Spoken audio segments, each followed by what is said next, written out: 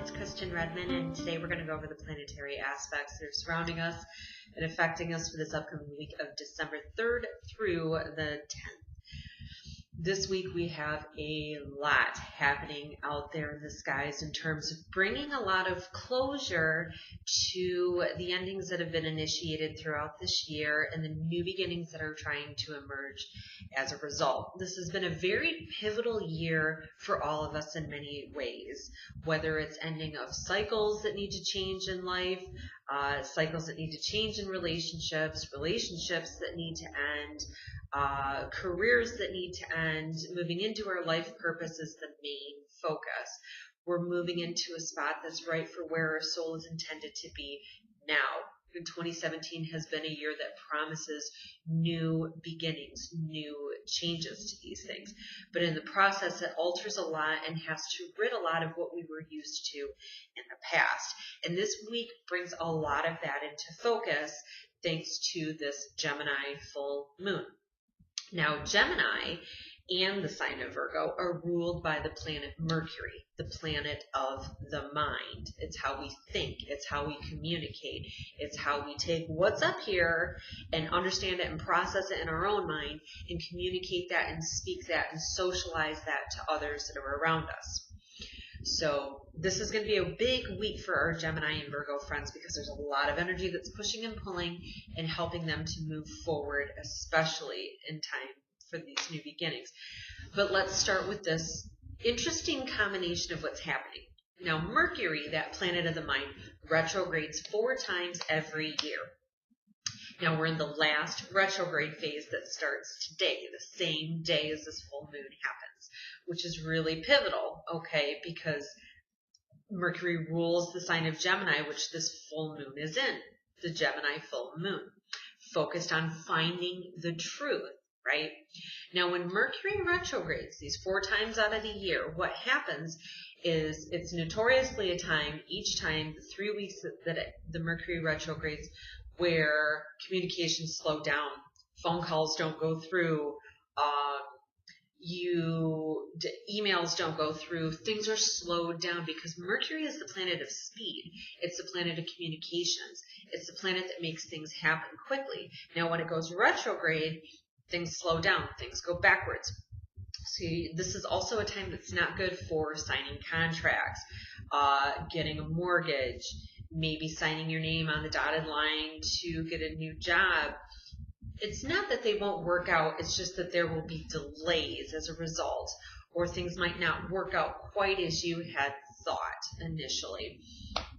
So that's just a normal thing with Mercury retrograde. But the positive side to the Mercury retrograde is it gives us a chance to step back and redo a lot of things. We're rethinking things. We're replanning things. We're reorganizing things.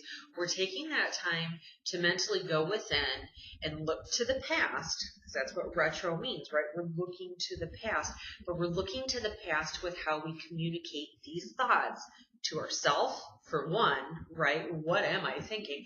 And how we get that across to the other person. This is what I'm thinking, and this is what I need to do. There's been a lot of that this year for the year of new beginnings, isn't there? A lot of things that have to change. And maybe it's hard to verbalize those things, right? I don't even know how to say what I'm thinking. This is a week that it really pushes it to the surface. Full moons are a time when things culminate. They come to the surface. It's a highly emotionally charged time. But this is the full moon. The full moon that's focused this time of year. This is going to be huge for our Sagittarius friends too, because that's where the sun is at. Sagittarius Sun, Moon in Gemini. So those are the 2 signs that are going to be impacted the most and feel the shifts and change happening the most. It's about finding the truth. You will find that in this full moon, it is pushing these thoughts and communications to the surface. The universe is saying it's not time to hold it in anymore, and it's time to really figure it out over the next few weeks. Making it happen, on the other hand, may be slowed down because Mercury is in retrograde, but the thought is that these communications have to come out. That brings this energy to the focus, to the forefront right now. ultimately what it's doing is it's trying to push you into that next phase, to that next level, onto where you're supposed to be now. And interestingly enough, so not only does this full moon start, or I'm sorry, not only does the Mercury retrograde start at the same time of this really powerful new moon, full moon, super moon on top of that too. It starts at that same time, so those energies unite, going back into the thought process and trying to change for the future, bringing things to an end, bringing old communications to an end, bringing old thought patterns to an end. That's where this energy starts, right? But then in the 3 weeks, when this Mercury retrograde ends and our mindset is clear, we have a better picture of what needs to be reinvented, replanned, reorganized, reinvented, whatever it is, right? This is the time that when it ends at the winter solstice. That is powerful too, because the winter solstice in ancient times, and even still, they celebrate it out in Stonehenge, even still to this day. It's the shortest day of the year, and it represents when the sun is at its lowest point. When the sun in astrology, remember the sun in astrology is you, it's me, it's us, we are the center of our own universe. So when the sun disappeared on the horizon at the lowest point in the sky, the ancients believed that that is when God would die and be reborn. Not only that, but it also implied that it happened for us on a personal level as well, because remember, we're the sun. The sun also has a symbolic death and rebirth that comes with the winter solstice. This is the year that these new beginnings are attempting to emerge. The rebirth process is trying to happen. So how cool is that this Mercury retrograde full moon that's really initiating the endings to these cycles is also going to be culminating to the ending point of the winter solstice when the new beginnings happen. The winter solstice is the darkest day of the year, but it reminds us that the light comes. It's always darkest before the dawn of these new births and new beginnings. And that's exactly the energy that we have this week. All of that starts off this energy for this week.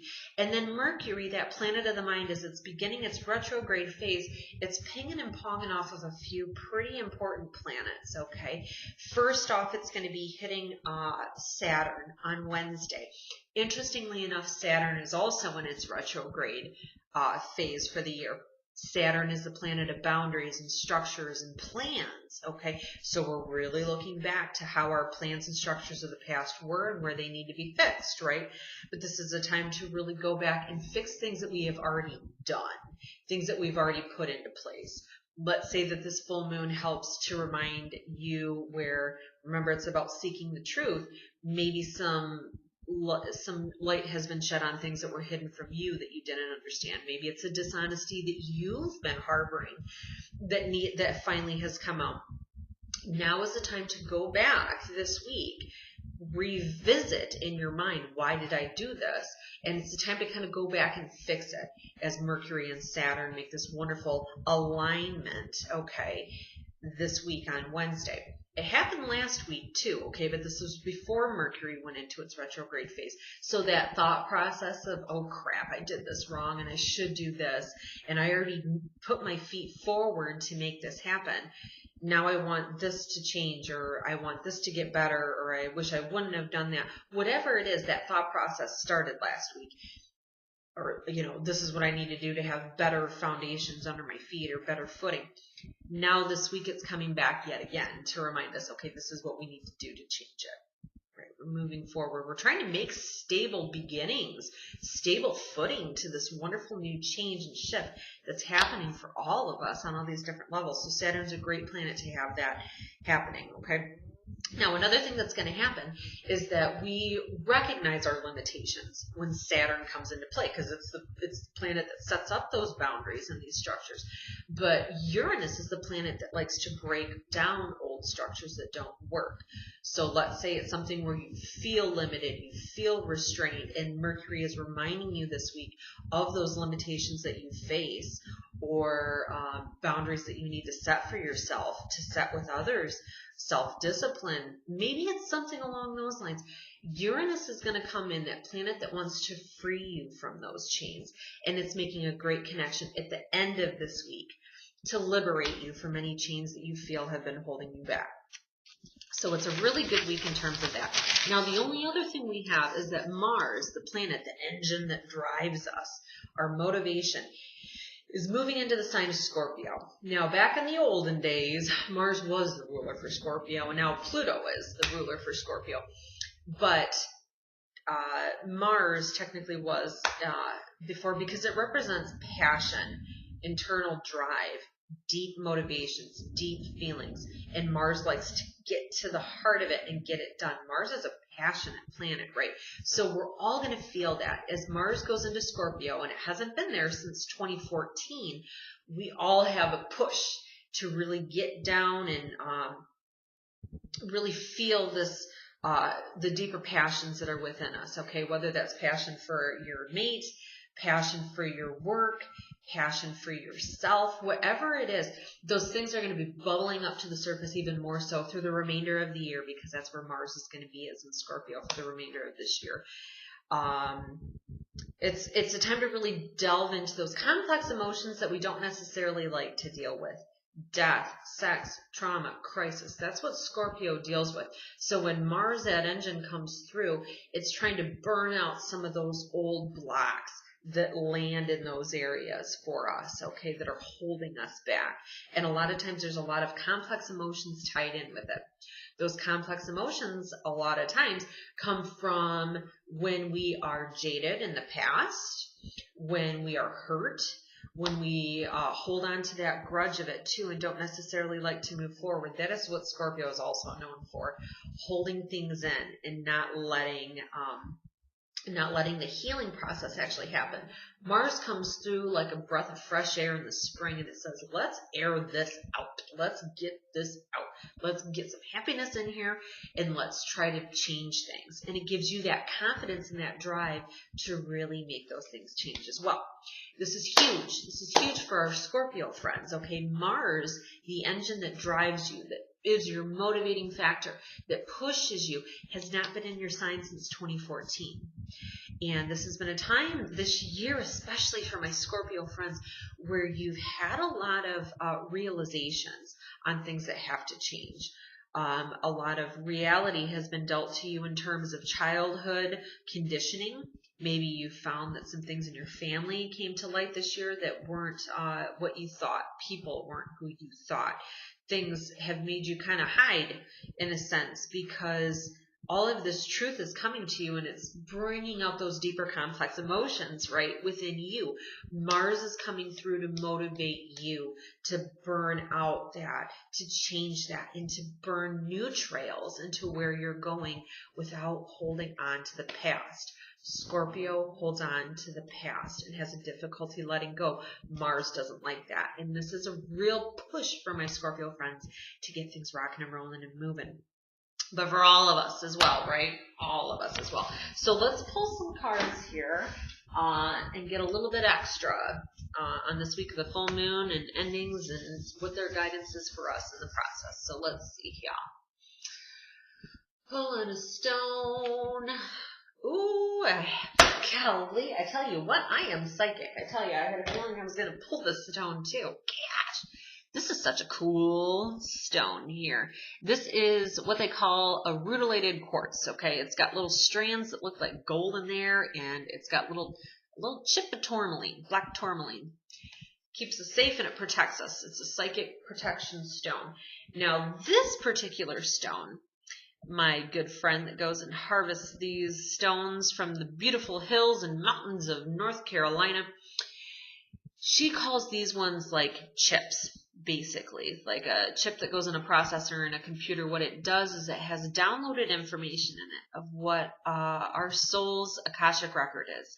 For those of you that don't know what an Akashic record is, when we come down here on this planet Earth and we pick that day and time when we are coming down here, and that sets the chart and the course, our astrological birth chart right there. This is our plan for life. This is what we need to do.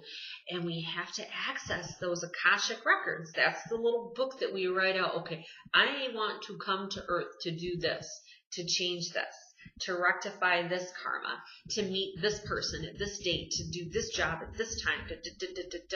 Those are our Akashic records, and we can access them at any point.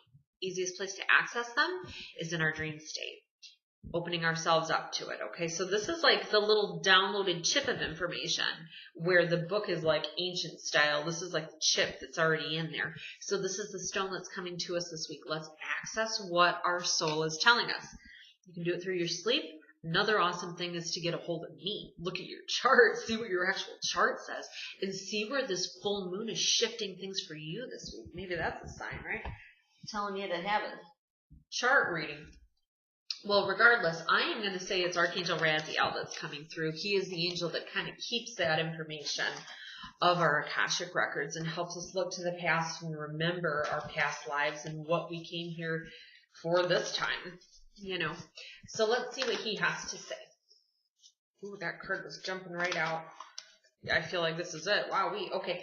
Ooh, I love this because this plays in with our Scorpio friends too, big time. But for all of us, the Six of Cups in tarot, Six of Water, is a card where we look too much to the past to determine the future.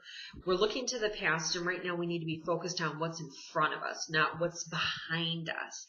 Sometimes when we have to change, we don't want to, right? Scorpio is a fixed sign. I keep pulling to Scorpio here. So fixed signs don't like to budge. They don't like to move. They become very, what's the word I'm looking for? Stubborn, right? Any of the fixed signs do. But what happens is we get in a comfort zone and we don't want to change because we look to the past, and we tend to put these rose-colored glasses on and we make the past better than what it really was. Or maybe we're making it worse than what it really is. So this card tells us, don't look to the past right now, okay? The past is already done, and well, of course we're going way back even into these time frames. Let's not look at the immediate past that's happened. Let's go back even further to our esoteric past. Know what we need to do moving forward into the future, right? This is memories from your history or childhood, issues regarding children, or romanticizing the past is basically what this card says. But it's a card that reminds us we have to keep moving forward, right? The information that we need to know will be made clear to us, what our Akashic records is, or the past has been made clear to us. This full moon that brings the truth to the surface may force the reality of what has happened onto us as well. So Archangel Raziel just reminds us, no matter how that truth comes out, know that ultimately it's going to help lead you better on this path, right? I did make the right choice leaving this job. I did make the right choice leaving this relationship. I did make the right choice taking better care of myself, or whatever it is, you know what I mean? They're coming in and they're talking about that. So Archangel Raziel, give us one more card to kind of, whoa, okay, I got that. Holy smokes. Puppy just jumped out. Forgiveness. Crown chakra, they're coming through. They're trying to have us hear through our third eye, hear through this direct spot right at the top of our head that connects to the divine essence of God, and it's trying to tell us we need to forgive the past, forgive that person in the past, okay? That's the hardest part, right, is that forgiveness of moving forward. And Mars, as it goes into Scorpio, with the remainder of this year, it's helping us to really release those grudges, to forgive what needs to be forgiven, and to move forward. So let's keep that in mind, right? Let's forgive the past, right? Whether it's esoteric information from a past life that you need to forgive yourself or somebody else, or you need to forgive yourself or someone else this lifetime, right now, the energy is out there to do it. Call on Archangel Raziel to do it, and he'll help you remember. So everybody, thank you so much for watching. Have a wonderful, blessed week. Bye.